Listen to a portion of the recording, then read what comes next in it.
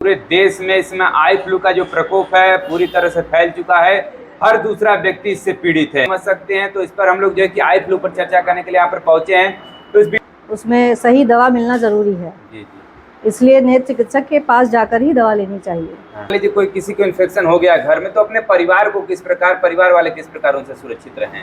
अब कि समाज में बहुत सारे भ्रांतियां भी है कि लोगों को, जैसे हम अभी हैं, मान लीजिए कोई मरीज हमारे सामने बैठा है तो हम आंखों में देख रहे हैं, तो बहुत सारे लोग सोचते हैं कि अरे उनकी आंख में देखेंगे तो हमको भी हो जाएगा। कुछ इस प्रकार की भ्रांतियां, इस पर आप क्या?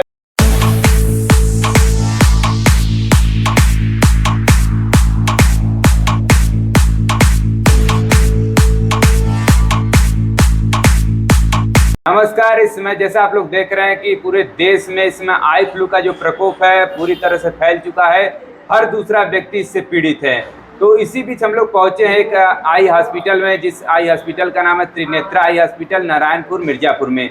और इसी को अवेयर करने के लिए हम लोग, हमारे साथ देखिए मैडम भी बैठी हुई हैं, यहाँ की नेत्र सर्जन है। और आपको बता दें कि ये जो कि इनकी शिक्षा के बारे में भी हम लोग चर्चा करेंगे। उससे पहले आपको बता दें कि इसके लक्षण क्या हैं और इसके क्या उपाय होने वाले हैं। सभी इस पर कुछ भ्रांतियां भी हैं, इस पर भी हम लोग चर्चा करेंगे मैडम से ही। तो सबसे पहले मैडम आपका परिचय हो जाए, उसके बाद आपने कहाँ से शिक्षा ग्रहण की है, इसके भी बारे में जो दर्शक है उनको अवगत कराइए। हाँ बिल्कुल, नमस्कार। मैं सभी दर्शकों को नमस्कार करती हूँ। और मेरा नाम डॉक्टर अंजलि पटेल है जी। मैंने MBBS की शिक्षा किंग जॉर्ज मेडिकल यूनिवर्सिटी, जो कि लखनऊ में स्थित है, उत्तर प्रदेश और इंडिया की बहुत वर्ल्ड क्लास की यूनिवर्सिटी है जी। और उसके बाद मैंने नेत्र विशेषज्ञ की पढ़ाई भी वहीं से की, लखनऊ यूनिवर्सिटी से। और उसके बाद मैंने रिसर्च लेवल की पढ़ाई पौंडीचेरी अरविंद आई हॉस्पिटल से ली। Aravind eye hospital world class का बहुत बड़ा हॉस्पिटल है, जहाँ पे नेत्र का मतलब समझ लीजिए वर्ल्ड का सबसे बड़ा हॉस्पिटल है वो। और उसके बाद मैंने ऑक्लोप्लास्टिक सर्जरी जो होती है, आँख के ट्यूमर और कॉस्मेसिस के बारे में, उसकी ट्रेनिंग ली मैंने न्यूयॉर्क अमेरिका से। वो भी हम लोग को इंटरनेशनल लेवल की एक संस्था है, इंटरनेशनल काउंसिल, वहाँ से मुझे अवार्ड मिला था, उसके तहत मैंने ट्रेनिंग ली। 2018 के बाद हम लोग इधर बनारस शिफ्ट हुए, तो यहाँ पे देखा मैंने बहुत लोगों को ज़रूरत है, लोगों को मतलब सही उपचार नहीं मिल पा रहा है, सही उपचार और सही राय नहीं मिल पा रही है। तो फिर हमने अपने गांव और अपने एरिया में लोगों को सर्विस देने के लिए यहाँ पे अपना हॉस्पिटल डाला पिछले साल। तो देखिए, जैसा कि आपको हम बता दें कि इसमें, जैसा कि जो मैम ने इसमें जितनी भी डिग्री हासिल की, आप देख सकते हैं कि मतलब वर्ल्ड क्लास लेवल की इनके पास डिग्री, और इन्होंने शिक्षा बाहर भी मतलब विदेशों में जाकर के ग्रहण की है। तो फिर इनके योग्यता को आप समझ सकते हैं। तो इस पर हम लोग जो है कि आई फ्लू पर चर्चा करने के लिए यहाँ पर पहुंचे हैं। तो इस वीडियो को हमारे करने का मुख्य मकसद यह है कि आपको अवेयरनेस फैलाया जाए। आप जो कि आई फ्लू को लेकर के कुछ लोगों में भ्रांतियां भी हैं कि कुछ लोगों में उसको लेकर के कि आंख में आपके देखेंगे तो हमको फैल जाएगा। तो इन सभी बातों पर चर्चा करने के लिए हमारे साथ मैडम है। तो सबसे पहले मैडम आपसे हम लोग यह बात करेंगे कि इसके जो लक्षण है, जैसे कि आई फ्लू आप देख रहे हैं कि आपके यहाँ भी तमाम मरीज आते रहे होंगे, प्रतिदिन आते होंगे। तो आई फ्लू का सबसे पहले लक्षण क्या है कि आदमी कैसे पहचाने कि उनको आई फ्लू हुआ है? देखिए, सबसे पहले तो हम आई फ्लू एक जनरल टर्म है, अगर साइंटिफिक लैंग्वेज में देखा जाए तो कंजंक्टिवाइटिस एक नाम होता है। वो बहुत तेज़ी से फैल रहा है इस मौसम में, अधिक इसलिए फैल रहा है कि भाई जब बारिश होती है और गर्मी बढ़ती है तो उस उमस और ह्यूमिडिटी जैसे बढ़ती है जी, आर्द्रता जैसे बढ़ती है वायुमंडल में, तो उस समय बैक्टीरिया और वायरस और फंगस ये सब ग्रो करने के लिए ज़्यादा अनुकूल मौसम मिल जाता है उन लोगों को। और इसी समय अगर पब्लिक अपनी साफ़ सफाई का ध्यान नहीं रख रही है तो ये बीमारी तुरंत लोगों में होती है और फिर फैलने लगती है जी। इस समय कंजंक्टिवाइटिस में जो फैल रही है, सबसे पहले मरीज को आँख में गड़न महसूस होगी। अगर मतलब बहुत ही अगर सचेत है पेशेंट तो वो समझ पाएगा कि उसको आँख में गड़न हो रही है, हल्का सा पानी आना शुरू हो जाएगा, हल्की सी लाली आएगी, और सूजन भी अगर बहुत ज़्यादा बढ़ जाता है तो सूजन भी आ जाती है, बहुत कीचड़, पीला रंग का कीचड़ निकलने लगता है, आंखें चिपक जाती हैं। उसी में अगर मरीज़ ध्यान नहीं देता है, एक आध दिन की देरी कर देता है तो बहुत ज़्यादा भी हो जाता है, फीवर भी आ सकता है। ठीक है, तो मैम किस प्रकार का लक्षण, जैसे जिस मरीज को ऐसा लगे तो आपके यहाँ पहुँचे या फिर किसी भी नेत्र चिकित्सक के यहाँ पहुँचे, वो क्या उनके पास लक्षण जैसे ही मरीज जल्दी वो पहुँचे? जैसे ही मरीज़ को लगे कि हमको भाई आँखों में गड़न महसूस हो रही है, जी। हल्का फुल्का पानी आ रहा है, तो लाली आने का इंतज़ार न करें कि खूब लाली आ जाएगी तभी हम दिखाने जाएंगे। हल्की फुल्की गड़न जैसे ही उसे महसूस हो, उसको तुरंत अपने निकटतम मतलब नेत्र रोग विशेषज्ञ के पास जाना चाहिए और उनसे सलाह लेके बिना ही नहीं लेना चाहिए, उनके सलाह से ही दवा लेनी चाहिए। मतलब जाए तो नेत्र जो विशेषज्ञ नेत्र रोग उन्हीं के पास, विशेषज्ञ ऐसे के पास कोई ही अगल जाना बगल चाहिए। जैसे मेडिकल से अगर कोई दवा ले लेता है या फिर कहीं उसकी और से सलाह तो हम नहीं देंगे, हाँ। क्योंकि कभी कभी ऐसा होता है कि जैसे मरीज़ को खाली लाली नहीं है, खाली जैसे कंजंक्टिवाइटिस के साथ साथ पुतली का भी में इन्फेक्शन आ जाता है, तो उस कंडीशन में डॉक्टर का देखना ज़रूरी होता है, उसको क्या दवा की ज़रूरत है, उसमें सही दवा मिलना ज़रूरी है। जी। इसलिए नेत्र चिकित्सक के पास जाकर ही दवा लेनी चाहिए। हाँ। तो फिर आगे जो है कि जो उपाय हैं इसके बारे में अवगत कराइए दर्शकों को। अब देखिए, पहले तो ध्यान ये रखना है कि जैसे कि मैंने आपको बताया, साफ़ सफाई का ध्यान नहीं रखने से ज़्यादा फैलता है। जी। पहले तो हम ये देखेंगे कि मरीज़ उससे बचे, ना होने पाए। जी। उसके लिए कि भाई आप अपने दिन भर अपने चेहरे को, आँख को बार बार न छुएं, चेहरे को बार बार न छुएं, आँख को रगड़े नहीं, मले नहीं। अगर कुछ महसूस होता है तो ठंडे पानी से आँखें धोएं। बार बार चेहरे को पोंछने और आँखों को छूने से आपके हाथ कहीं ना कहीं किसी न किसी जगह से इन्फेक्शन, हाथ सबसे गंदे रहते हैं, हम कहीं ना कहीं हम छूते रहते हैं उसको। तो अब जब हम अपनी आँख को छुएंगे या चेहरे को छुएंगे तो इन्फेक्शन अपने हमें आने की ज़्यादा उम्मीद रहेगी। जैसे आग जब धुलने की आप बात करें तो गर्म पानी का आदमी यूज करें या नहीं, ठंडे गर्म पानी का? नहीं, ठंडे पानी का इसमें इस्तेमाल करें।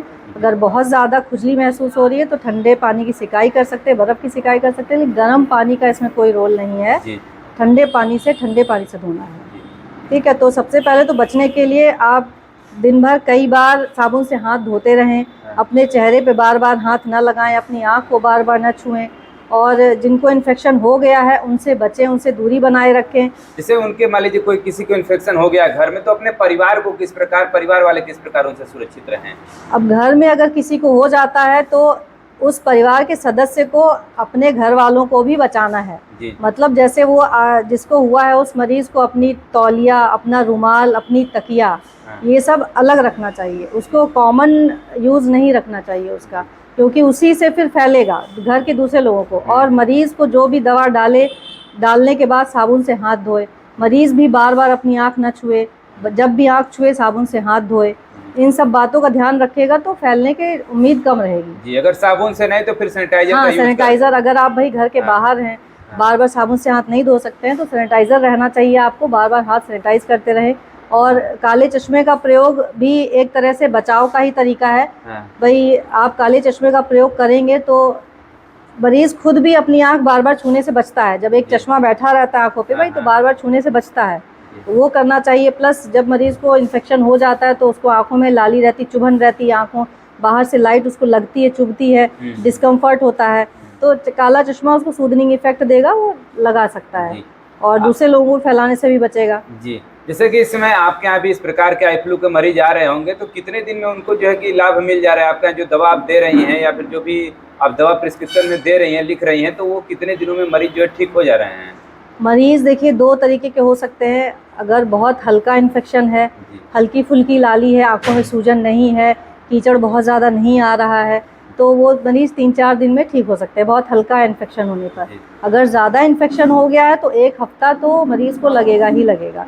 इसमें मरीजों को इतनी हड़बड़ी नहीं करनी चाहिए कि भाई मेरा 2 दिन में ठीक नहीं हुआ, हम कोई और गलत दवा डाल लें। इसमें हड़बड़ी का कोई, धैर्यपूर्वक इलाज करें और जो सही इलाज है वही करें। 1 हफ्ता लग सकता है ठीक होने में, किसी को 10 दिन भी लग सकता है। जिनको कम इन्फेक्शन है वो 3-4 दिन में ठीक हो जाएंगे। तो जैसे आप करें 1 हफ्ते तक उनको ठीक होने में समय लगेगा, तो क्या उतने समय तक वो बेड रेस्ट करेंगे या फिर बाहर जा सकते हैं? बेड रेस्ट करने की ज़रूरत नहीं है, लेकिन हाँ, जब बहुत ज़्यादा इन्फेक्शन है तो जनहित में उसे मतलब पब्लिक में नहीं जाना चाहिए। जैसे कोरोना टाइम में क्या हुआ था कि भाई किसी को इन्फेक्शन हुआ तो उस मरीज़ को सेग्रीगेट किया गया कि भाई वो मरीज़ दूसरों का ना फैलाए। तो अगर किसी को बहुत सीवियर इन्फेक्शन है, वो आप पब्लिक में जा रहे हैं, तो 2-3 दिन उसे पब्लिक में नहीं जाना चाहिए ताकि दूसरे लोगों को फैलने से बचे। अब इस मुद्दे पे हम ये भी कहना चाहेंगे कि जैसे स्कूलों के माध्यम से बहुत ज़्यादा फैल रहा है, बच्चे चूँकि उतना हाइजीन का ध्यान नहीं रख पाते हैं। बड़े लोग अपना ध्यान रख सकते हैं, भाई बार बार चेहरे पर ना हाथ लगाए, बच्चे इतना ध्यान नहीं रख पाते हैं। वो बच्चे के साथ खेल रहे हैं, जिनको इन्फेक्शन उनके साथ खेल रहे हैं, तो ऐसे बच्चों को स्कूल भेजने से बचना चाहिए ताकि और बच्चों को ना बढ़े और बच्चों को ना फैले। तो जिसको इन्फेक्शन है उसको अपने घर वालों को भी बचाना है, प्लस पब्लिक पे भी बहुत ज़्यादा वो नहीं करना चाहिए, कि थोड़ा बच के रहना चाहिए जी।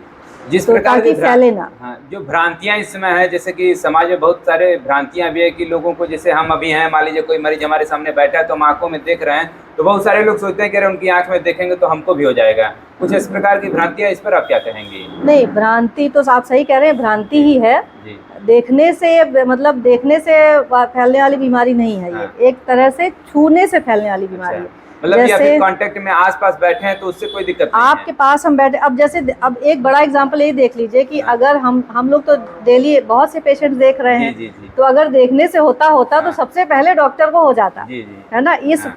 इस भ्रम को तोड़ने के लिए हम एग्जाम्पल दे रहे जी। हैं कि अगर देखने से मरीजों को लगता है कि देखने से उनको देख लिया तो हमको हो गया, हाँ। तो ऐसे तो सबसे पहले डॉक्टर को ही हो जाएगा। जी, जी। देखने से नहीं होता है। हाँ। देखने से नहीं। अब जैसे मरीज आया तो हम लोग भाई ध्यान रखते हैं, उस मरीज को छूना है तो फिर हैंड सैनिटाइज करना है ना। या फिर हम अब इतना एक्सपीरियंस हो गया भी, देखने से हमें पता लग गया कि उसको क्या दिक्कत है, क्या दिक्कत नहीं, कितनी सीवियरिटी, हम जान जाएंगे। आप जिस रोगी के पास बैठते हैं तो अब वो रोगी कहीं ना कहीं तो छुआ ही होगा जी। और अपनी आंख को, इसीलिए हम बार बार कह रहे हैं कि बार बार आंखों को नहीं छुइए, बार बार अपने फेस पे नहीं छुइए। आप इसलिए नहीं छुइए, जो नॉर्मल मरीज है कि भाई आपको कहीं इन्फेक्शन हाथ में लगाओ तो आपके चेहरे पे ना जाए, और जो मरीज है वो इसलिए ना छुए कि बार बार इन्फेक्शन उसके हाथ में ना आए, ताकि वो दूसरों को फैला ना सके, है ना। तो हाथ में अगर इन्फेक्शन आता है तो आपके आंख में जा सकता है अगर आप फेस बार बार छूते हैं, तो इससे बचना है। देखने से नहीं फैलने वाली बीमारी। अब जैसे घर में भी है, तो अगर आप घर में कॉमन चीज़ें शेयर होती हैं, ग्लास से पानी पिया, टेबल छुआ, मोबाइल यूज़ किया, पैसे छुए, बहुत सारी चीज़ें कॉमन शेयरिंग की होती हैं, तो उससे फैल जाता है। देखने से इसका कोई इफेक्ट नहीं है, खाली छूने से और आप उसका मरीज़ का यूज़ किया हुआ सामान यूज़ करने से, तो उससे दूरी बनानी है हमको, और घर के लोगों को भी बचाना है। तो आशा करते हैं कि जो मैडम के द्वारा जो जानकारी दी गई इतना परिपूर्ण होगा। अगर आपके अभी भी कोई सवाल है तो कमेंट बॉक्स में कमेंट करके पूछ सकते हैं। और जाते जाते मैम और क्या संदेश देना चाहेंगे? जिस प्रकार इसमें आई फ्लू फैल रहा है तो इसमें लोगों को क्या अवेयरनेस के तौर पर क्या कहना चाहेंगे? अवेयरनेस के तौर पे हम यही कहेंगे कि सही समय पे जैसे ही आपको पहला लक्षण मालूम चले कि हाँ भाई, पहले तो आप बचने की कोशिश करिए। अगर फिर भी आपको हो जाता है तो जैसे ही पहला लक्षण मालूम चले आपको तुरंत चिकित्सक की सलाह लेनी चाहिए। उसमें 1-2 दिन की देरी नहीं करनी चाहिए, क्योंकि 1-2 दिन की देरी में मर्ज़ आपकी बढ़ेगी तो उसको ठीक होने में समय लगेगा। जितनी जल्दी हो सके उतना जल्दी उपचार लीजिए। जैसे इसमें गांव में इस पर बहुत सारे लोग करें गुलाब जल का, देखिए गुलाब जल एक तरह से मान लीजिए कि सूदनिंग इफेक्ट कुछ देर के लिए दे सकता है, लेकिन वो बीमारी नहीं ठीक करेगा। ठीक है, जैसे आप आँख में ठंडापन कुछ देर के लिए ला सकता है, ठीक, लेकिन बीमारी क्या है? वो इन्फेक्शन है, एक बैक्टीरियल या वायरल इन्फेक्शन है। इन्फेक्शन के लिए आपको दवाई लेनी पड़ेगी। उसके लिए गुलाब जल का इन्फेक्शन ठीक करने में कोई रोल नहीं। आपको ठंडक महसूस करा सकता है, सूदनिंग इफेक्ट दे सकता है, बस इतना ही कर सकता है, तो लेकिन आपकी बीमारी नहीं ठीक करेगा। तो अब मुझे नहीं लगता है कि गुलाब जल का कोई बीमारी ठीक करने में रोल है। और गुलाब जल के सहारे अपनी बीमारी को बढ़ाना नहीं चाहिए, दवा ले लेनी चाहिए। चलिए, मैम ने जैसे आपको बताया कि मतलब बहुत जल्द से जल्द, मतलब जितना आपको लगे कि हाँ हल्का फुल्का भी इस प्रकार के लक्षण है जैसा मैम ने बताया, तो आप तुरंत कांटेक्ट कर सकते हैं जो भी कोई नेत्र चिकित्सक हो। अगर आप यहाँ पर नारायणपुर के इर्द गिर्द हैं तो इस हॉस्पिटल में आ सकते हैं। अगर और कहीं पर भी जो भी आपके नज़दीक में कोई नेत्र चिकित्सक हो तो वहाँ पर ही पहुँचिएगा। नेत्र चिकित्सक यानी कि नेत्र चिकित्सक के पास ही जाइए, किसी और चिकित्सक के पास इस रोग का इलाज नहीं है, ये भी आप ध्यान रखिएगा। मेडिकल वगैरह से दवा लेने से बचिएगा बिना सलाह के। सलाह लेने के बाद ही मेडिकल पर जाइएगा, जो मैम लिखी होंगी या फिर जो भी नेत्र चिकित्सक उस दवा को लिखे होंगे तो आप वहां से उस दवा को ले सकते हैं। तो यह हमारा प्रयास कैसा लगा कमेंट करके जरूर बताइएगा, और ऐसे ही और भी अवेयरनेस के तौर पर हमारे वीडियो जाते रहेंगे। खबर देखने के लिए बहुत बहुत धन्यवाद।